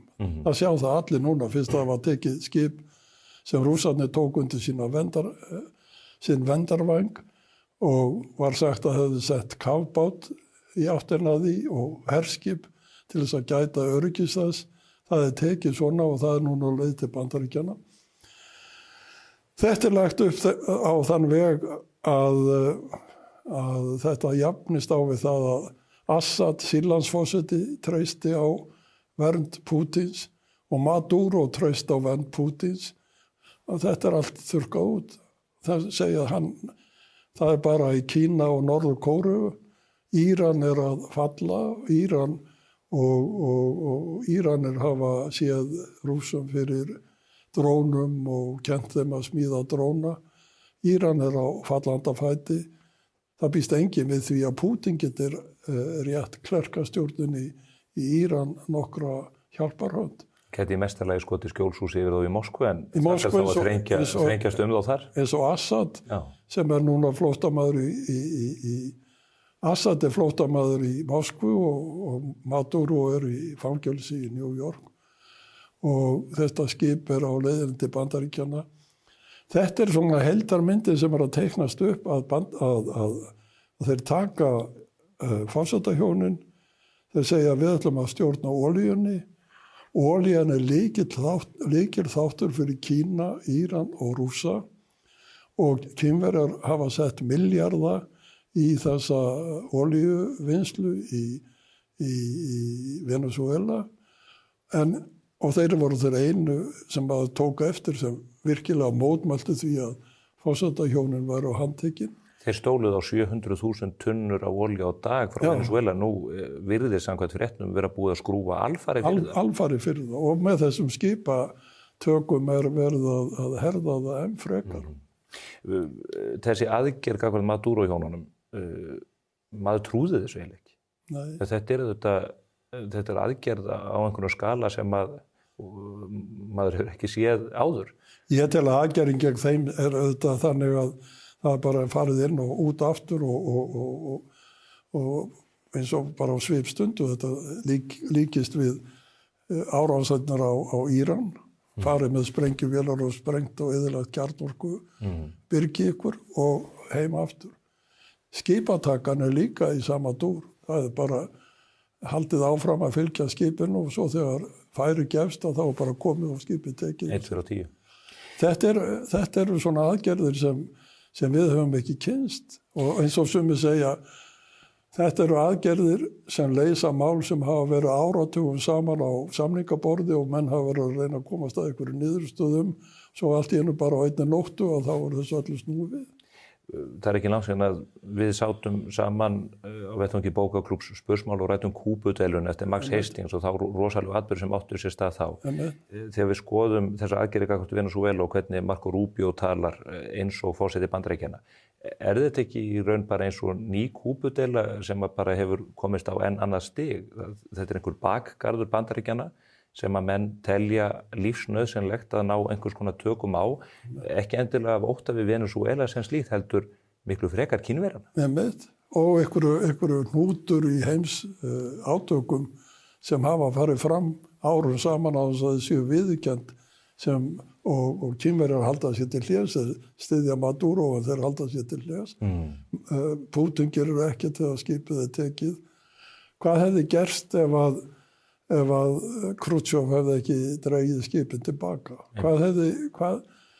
Þá var náttúrulega Bandaríkjamenn sem sagði sprengjum en aðrir Kennedy hélt rósinni og það var ekki gert og hann bar sigur úr bítum að lokum. En það voru kjarnorkuvopn á Kúbu. Við veitum ekki til þess að það séu neinn kjarnorkuvopn í Venezuela. Það er ekki gjöreyðingarvopn. Ekki gjöreyðingarvopn og það er öðruvísi ástand að því leyti. En Rubio eins og hann talar og talaður hann, þá er sagt að hann var að kúbverskum ættum og það er bara hluti af hans fortíð að gera upp við þetta og hreinsa þetta út og Kúba verður næst og svona við. Lindsey Graham tjáði sig með þessum hætti borðið forsetavélinni. Þeir tala mjög opinskátt það að Kúba sé næst á listan. Næst á listan. Ef ekki er fyrir Grænland, það er kannski það sem að stendur okkur nær í þessu sambandi. Við höfum fylgst með þessum einkennilegu yfirlýsingum Trumps reyndar langt aftur. Hann hefur í mörg ár tjáð sig að Grænland þurfa að vera undir áhrifasvæði Bandaríkjanna og jafnvel meira en það. En þessi svör eru all einhvern veginn loðin þrátt fyrir það. Það veit enginn hvað hann er í raun og veru að fara með þessum. Það veit enginn og það veit enginn heldur hvað hann veit í raun og veru því að þegar hann talar ógrunn af skipum frá Kína og Rússlandi í kringum Grænland og þá er það náttúrulega alrangt, það er ekki. En hann notar þessi rök, þjóðaröryggis hagsmunir Bandaríkjanna krefjast þess að við ráðum yfir Grænlandi. Er þetta ekki grunnrökin sem hann notar? Og hann notaði rök líka það verður þjóðaröryggi að Venezuela var ekki að öðru á Bandaríkjunum með eiturlyfjum og öðru slíku þannig. Þjóðaröryggi Bandaríkjanna hans mat er ögrað á norðurslóðum vegna þess að Kínverjar og Rússar eru að færa út kvíarnar og hann segir við verðum að ráða yfir þessu svæði til þess að tryggja okkar öryggi. En gildir ekki nákvæmlega það sama Ísland og Grænland? Jú, býttu aðeins, en vandinn er sá að hann að tala Grænland í raun og veru, hann að tala Evrópu, hann að tala það, við getum ekki, Danir hafa sett stórfé og alveg ótrúlegar fjárhæðir á danskan og hvað þá okkar mælikvarða og alla mælikvarða. Stórar fjárhæðir til þess að byggja upp varnir á Grænlandi. Tilkynntum þetta eftir að hann byrjaði að tala þetta aftur og lagt á ráðinu það hvernig væri hægt að auka öryggi Grænlands. Hann lýsir þeirri fjárfestingu reynda sem einum hundar. Já, þetta er náttúrulega bara móðgandi fyrir að tala svona til Dana og sjá Graham Lindsay hlæja og flissa þessu í flugvélinni var náttúrulega fyrir Dani bara mjög niðurlægjandi. Já, niðurlægjandi. Þótti mér að misst að sjá það. En af því að þeir hafa lagt svo mikið á sig. En í grunninn þetta í raun og veru það að Trump hefur svo mikla vantrú, ég ætla ekki að segja skömm, en svo mikla vantrú á getu Evrópuþjóða til þess að verja sig, að hann treystir þeim ekki fyrir að halda öryggisgæslu uppi á Grænlandi. Og hann að selja þá hugmynd, ég þarf og selur, þetta fyrir heimamarkaðin, ég ætla sko líka að tryggja öryggi okkar í norðri og til þess þarf ég að fá betri aðstoð á Grænlandi. En það almennt viðurkennt út frá öryggishagsmunum að Bandaríkjamenn verða að hafa aðgang að Grænlandi. Á Norður-Grænlandi brjóstvörning gagnvart mögulegri kjarnorku Þeir hafa allan þann aðgang að Grænlandi sem þeir vilja samkvæmt þeim samningum sem í gildi. Þetta virðist vera að öðru, þess vegna veldur maður fyrir sér. Hann annars vegar að segja við Evrópumenn, ég treysti ykkur ekki, og hins vegar að segja við heimamarkaðinn, sjáu hvað ég kaldur, ég ætla líka að stækka í áhrifasvæði Bandaríkjanna á Grænlandi. Svo kemur þessi Stephen Miller hann og segir það eru bara 30.000 íbúar á Grænlandi, þeir eru nú vísu nær 60.000 og þeir gefa svona yfirlýsingar sem gefa þetta kynna þeir hafa einhverja NASA-sjón af því sem að gerast og hvernig ástandið en þeir hafa ekki sett sér mikið inn í það. En það kemur svona smá, komið bakslag á þetta í Bandaríkjunum og menn eru farnir að svara þeim og Wall Street Journal skrifaði leiðara í gær það, af hverju þarf maðurinn að vera með þennan yfirgang gagnvart Grænlendingum. Það þjónar engu tilgangi. Það þjónar ekki þeim markmiði sem á að vera okkar höfumarkmið að eiga gott samstarf við Grænlendinga. Eða Dönum sem að hafa einmitt fylgt Bandaríkjamönnum í Írak og Afganistan með alveg ótrúlega afgjænandi hætti. Ótrúlegt. Mist þar menn. En síðan hitt, eru Danir og Grænlendingar á sömu blaðsíðu. Það svo að það sé algjörlega samstiga afstaða milli yfirvalda í Kaupmannahöfn og í Nuuk. Mér finnst eins og Eldur Ólafsson í hans samtölum meðal annars á mbl.is mjög fróðlegt og gott samtal sem hægt að lesa að... Og nú síðast á CNBC. Já, hann mjög eins og náttúrulega maður sem var með námugróft mjög jarðbundinn og heldur sig við hlutin eins og hann sér þá og þeir eru að hans mati og hann segir þetta á ekki að dramatísera þetta svona. Þetta eru erfiðar aðstæður á Grænlandi, það gífurlega dýrt að vinna þessar auðlindir, það þarf mikla þolinmæði og það þarf mikla fjármunni og það þarf alls konar útsjónarsemi og eina þjóðin í raun og veru sem getur gert eru Bandaríkjamenn, það það sem hann að gefa til kynna og þeir hafa núna komið og fjárfest í hans fyrirtæki. Og þetta vita Grænlendinga líka. Já, í febrúar fyrir 2 árum þá gáfu Grænlendingar í fyrsta sinn út stefnu sína í varnar- og öryggismálum, plagg, þar sem þetta setning Grænland, ekkert með Grænland nema með Grænlendingum eða hvernig sem svo setning Þeir í því plaggi alveg skýrt tekið fram að þeir verða eiga samstarf við Bandaríkin og Kanada og snúa sér meir í vestur. Þetta hafa þeir þessi tengsl í austur til Evrópu en þeir verða að vera opnir í vestur og þeir leggja á ráðinu það að koma á fót þingi innúíta frá Alaska til Grænlands og svo framvegis. Þannig að Grænlendingar hafa ekkert verið á móti því að eiga náið samstarf við Bandaríkin en Grænlendingar náttúrulega á móti því að ykkur segir ég ætla að kaupa ykkur, ég ætla bara að ráða ykkur, ég ætla bara að fara, þið verður bara að gera það sem ég segi. Það einhver stigsmunur í því hvernig menn nálgast svona allar þjóðir og sérstaklega fámennar þjóðir og þjóðir sem hafa þolað það sem Grænlendingar hafa þolað. Kann að vera að hann sé að hugsa þetta fyrst og fremst til heimabrúksfrekar heldur en... Ég held að hluta því sé til heimabrúks og ég held líka að það sé rétt sem verið að segja núna í dönskum fjölmiðlum að fyrir Mette Frederiksen getur hennar harða afstaða líka verið til heimabrúks. Mette Frederiksen hefur verið á niðurleið í skoðanakönnunum og hennar velgengni í stjórnmálum í Danmörku hefur mjög byggst á því að hún hefur með stildarlegum hætti tekist að snúa svona viðfangsefnum, stórum viðfangsefnum sér í hag. Orðið stjórnandinn á hættutímum og krísutímum. Búa til óvinn.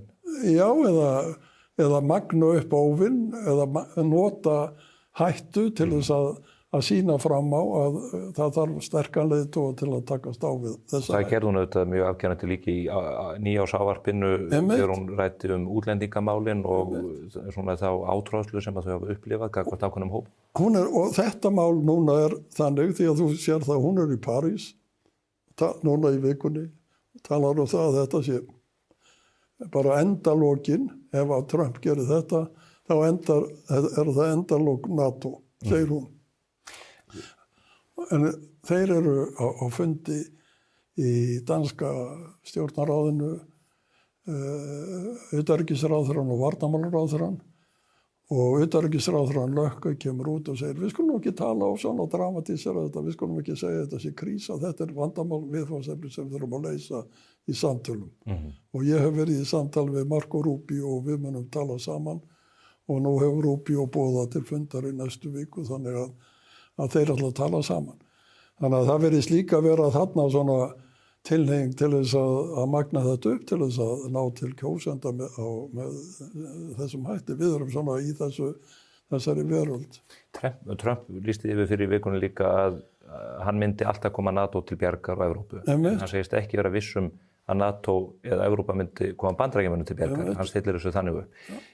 Út frá herstyrk og umsögum, NATO lifir ekki af án Bandaríkjana, en Bandaríkin geta lifað af á NATO.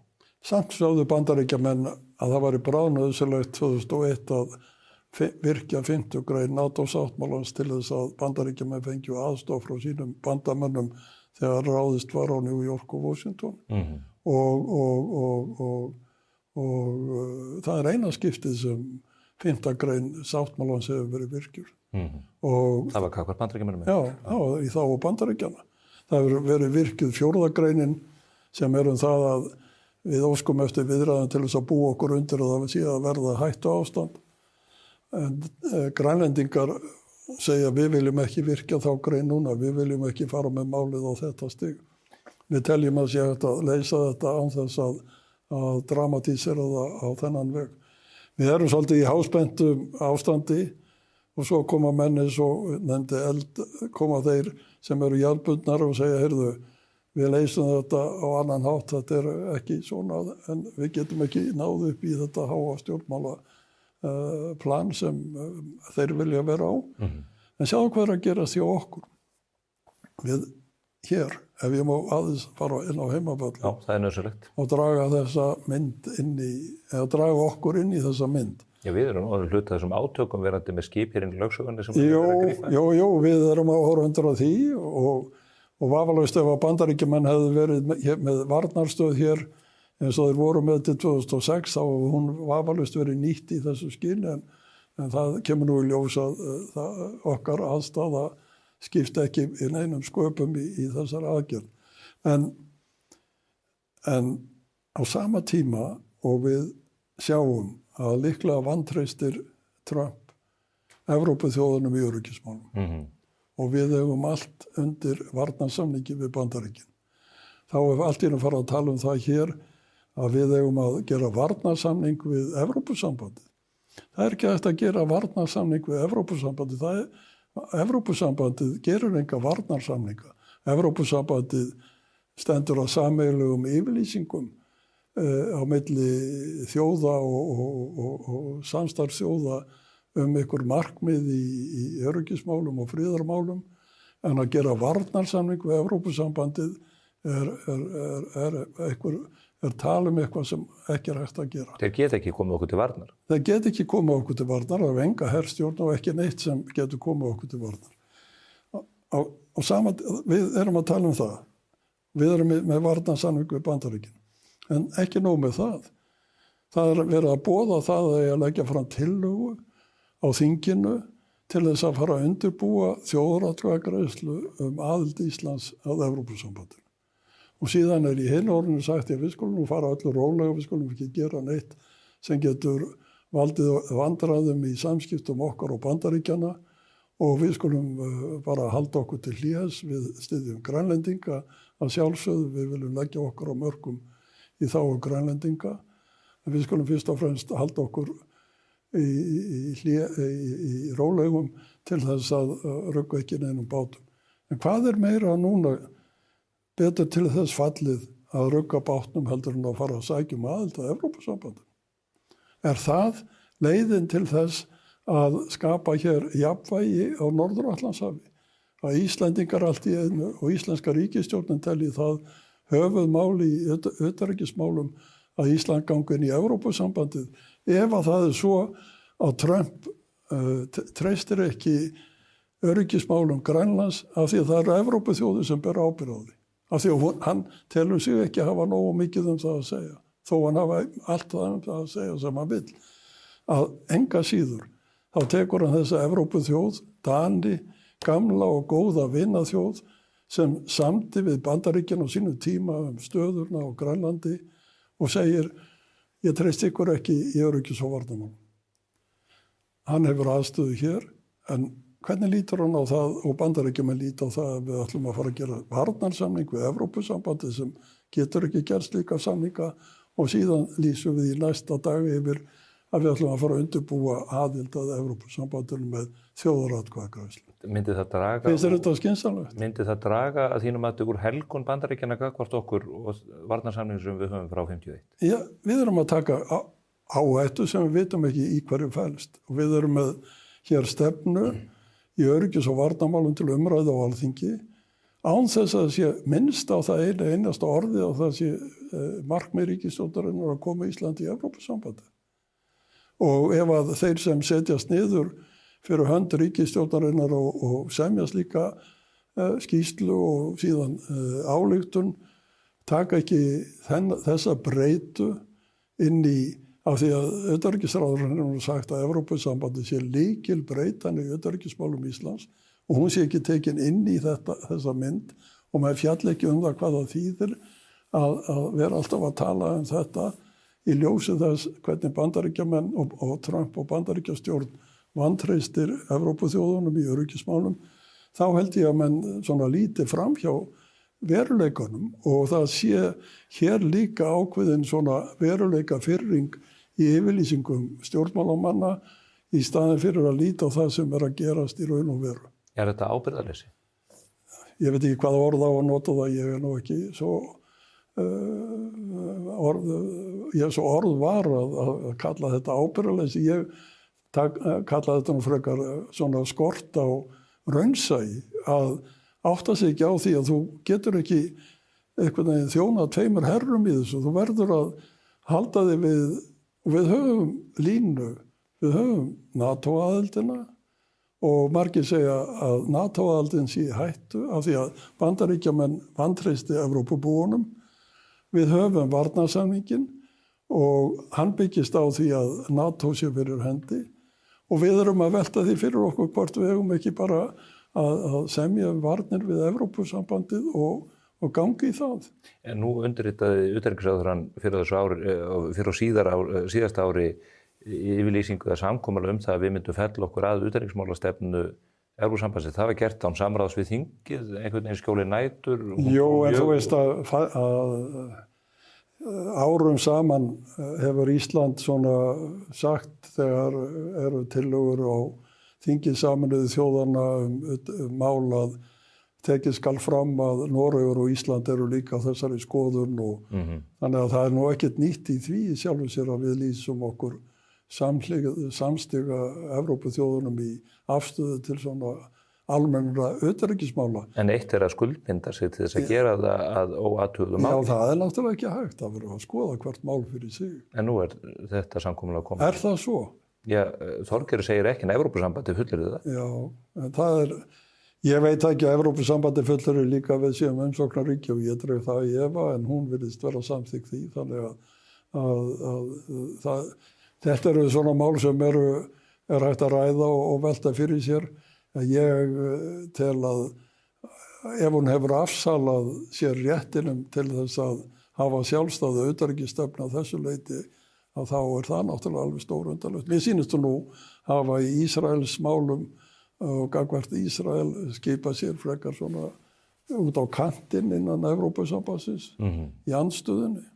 Við erum með varnarsamning. Við tölum hann dálítið abstrakt yfirleitt vegna þess að við höfum ekki upplifað það svo að okkur steðji raunveruleg beinógn af einhverjum óvinum. Getur sú staða breyst í þeirri heimsmynd sem við horfum upp á þetta? Getur verið að við þurfum hreinlega að draga á þennan samning við einhverjar aðstæður? Við drögum náttúrulega á þennan samning alltaf, því að samningurinn í sjálfu sér hefur fælingagildi. Þannig að ef hann væri ekki, að þá varum við mjög illa sett. Að samningurinn sé og honum sé framfylgt af festu af hálfu Íslendinga og þeir sýni í verki að þeim er andum að halda honum í gildi og virkum. Það hefur gildi í sjálfu sér sem fælingamáttur. Ég efast eins og vera að Íslendingar geri þetta á nægilega markvissan hátt núna. Bretar og Normenn eru með NATO með sína heri og allt þetta. Samt gera þeir samning það að þeir þurfa að efla öryggi sitt með aukinni samvinnu. Þeir þurfa að kaupa 5, Normenn þurfa að kaupa 5 freigátur og það þurfa að fá fyrir kábáta og loftvarnabúnað og annað slíkt. Danir eru í NATO og hafa alla þessa samninga og Evrópusambandinu. Samt telja þeir að þeir þurfi að kaupa flugvélar og þotur og dróna og gerfinetti, ég veit ekki hvað, til eftirlits. Við segjum við erum með fullt af samningum, en segjum við eitthvað hvað við ætlum að gera? Segjum við eitthvað að við ætlum að leggja þetta mörgum, við ætlum að reyna að tengja Bretum og Normannum og leggja eitthvað inn í púkið eða Dönum og varðandi Grænland. Við segjum, og utanríkisráðherrann segir, já, við erum nú sami við Þjóðverja og Finna, gott og vel. En það eru orð á blaði. Meðan varnarsamningurinn er trygging sem hefur fælingarmátt. Ég held að yfirlýsingar okkar með Evrópusambandinu hafi ekki neitt fælingarmátt. Það hefur fælingarmátt að við höfum þetta samband við Bandaríkin og stuðlar að því að hér ríki öryggi. Eitt atriði sem að mér langar til að spyrja þú út í vegna þess að maður er í hálfgerðri hafvillu með það allt saman. Það er umræðan alþjóðalög. Þegar þessir atburðir á sér staði í Venesúela þá stukkum með til og segja þetta er brot alþjóðalögum og stofnsáttmála Sameinuðu þjóðanna og annað í þeim dúr. Marco Rubio segir Evrópusambandið ákveður ekki hvaða alþjóðalög eru í gildi. Þeir krefast þess að við komum með Tomahawk-flaugar til þess að verja Úkraínu en svo megum við ekki verja okkur hér með viðunandi hætti gagnvart Venesúela. Hvað er satt og logið í þessum með alþjóðalögin? Hvar liggur rétturinn þar? Nú verður þú að spyrja dómara þetta því ég get ekki... Þú ert lögfræðingur og já, ég er lögfræðingur en ég er ekki þjóðréttarfræðingur og hef ekki lagt mig fram að túlka svona hluti frá lögfræðilegu sjónarhóli. En þeir segja líka, og takt eftir því það sem þeir segja, og Marco Rubio hefur nú verið þegar var í öllum umræðið þáttum í Washington á síðustu helgi. Og kjarnin í því sem hann sagði þegar hann var spurður þetta. Já, við höfum úrskurði dómara í Bandaríkjunum það að við eigum að framfylgja ákærum sem lagðar hafa verið fram af hálfu bandarískra yfirvalda það að þetta fólk hafi brotið lög. Og okkur er skylt sem framkvæmdavaldi í Bandaríkjunum að fara þessu fyrirmælum sem eru lögmætt að bandarískum lögum og framfylgja þeim. Krefjist að þess að við þurfum að sækja glæpamenn til annarra landa, þá gerum við það því við höfum afl til þess. Við höfum ekki einu svona afl til þess að reka fólk úr landi hérna. En þeir hafa aflið til þess að fara og gera þetta og þeir gera það. Og heimurinn getur hort á það og sagt þeir eru að brjóta alþjóðalög. En þeir koma á móti og segja við erum að framfylgja í lögum og við höfum afl til að gera það í öðrum löndum ef okkur býður svo við að horfa. Það ekki hægt að bera þetta saman við innrásina í Úkraínu. Það náttúrulega... Það fráleitur samanburður. Já, það fráleitur samanburður. En menn hafa farið... En auðvitað hægt að rífast þetta. Já. Og það hægt að deila þetta. Og það hægt að...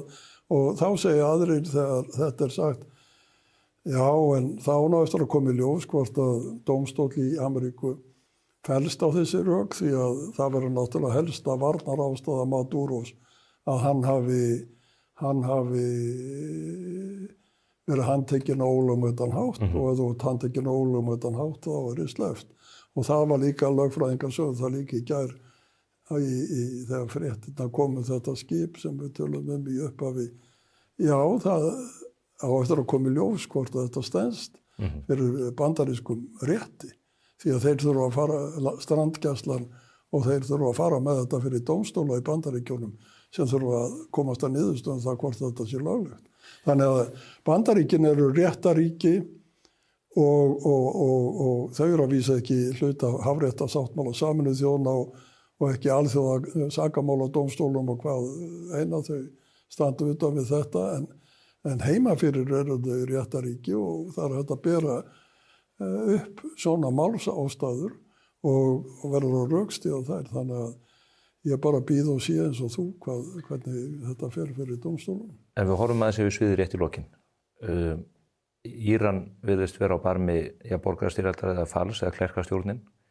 Það er búið að lama Hútana á stórum hluta. Hamas-samtökin eru rústir einar á Gazasvæðinu. Hezbollah-samtökin hafa verið stöðuð. Sýrlandsstjórnin fallin. Rússarnir virðast verið í veikri stöðu, nú síðast Venezuela þar sem að búið að ná stjórn á olíunni. Er heimurinn að verða öruggari með þessum aðgerðum Ísraela og Bandaríkjamanna eða er óvissan þessi mikla ógn sem að við viljum forðast? Ég veit ekki hvað á að segja um þetta því að ég held allavega að valdbeitingarnar sem við höfum verið að tala um hérna eru til þess fallnar að draga skýrari línur og þeir sem sætta sig ekki við þær að hafa þeir afl til þess að brjóta þær á bakafstur. Er þetta valdbeitingar sem eru þess eðlis að það sé að jafna þeim við eitthvað viðvarandi stríð, þú sér að stríði í Úkraínu í 4 ár og við veitum ekkert hvort það líkur eða ekki, það er bara á einhverju öðru róli sem við höfum alls ekki að sætta okkur við. Þetta eru aðgerðir, sjálfsvörn í Ísrael, sjálfsvörn líka að mati Bandaríkjamanna í gagnvart gagnvart Venezuela og hvað sem gerist svo með Kólumbíu og allt þetta, en gagnvart Venezuela.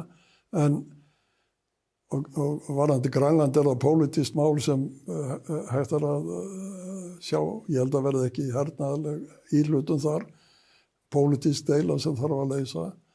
Í Úkraínu er hins vegar yfirlýst markmið þess sem réðist inn í Úkraínu og þurrka hann út, að afmá hann á kortinu, að ef hann hefði haft vald, að þá hefði hann vantilega geta hagað sér eins og Bandaríki gerðu og farið bara inn í Kív og tekið stjórnina þar og einnig nóttu. Reyndi það? Hann gat það ekki. Og þá lýsir hann því yfir að hann ætlaði að leggja allt landið, eyða því og hann stundar terrorista stríð gagnvart borgurum landsins alveg dag og nótt orðið. Sendið dróna á íbúðabyggingar og annað þeim túr. Þannig að við verðum að passa okkur aðeins á því að leggja ekki allt á jöfnu. Við verðum að hafa þrek til þess að greina á milli, þótt að þetta sé allt óhugnanlegt í eðli sínu, að þá er þarna einhver munur sem við verðum að geta dregið. Og ég held að meðan stríðið varir í Úkraínu, að þá er heimurinn ekki á réttri braut. Heldur að Trump hafi aflsmunni þegar á reynir til þess að stöða þetta? Ég veit ekki. Ég finnst hann slá úr og í því, en það er náttúrulega, sumir segja, meiri segja að því vorum að tala um þetta svona, sumir segja líka, látið mig fá það sem ég vil í Grænlandi og ég skal hjálpa ykkur í Úkraínu. Er þetta þannig? Erum við í þeirri stöðu? Látið mig... Skipta herfangi bara? Já,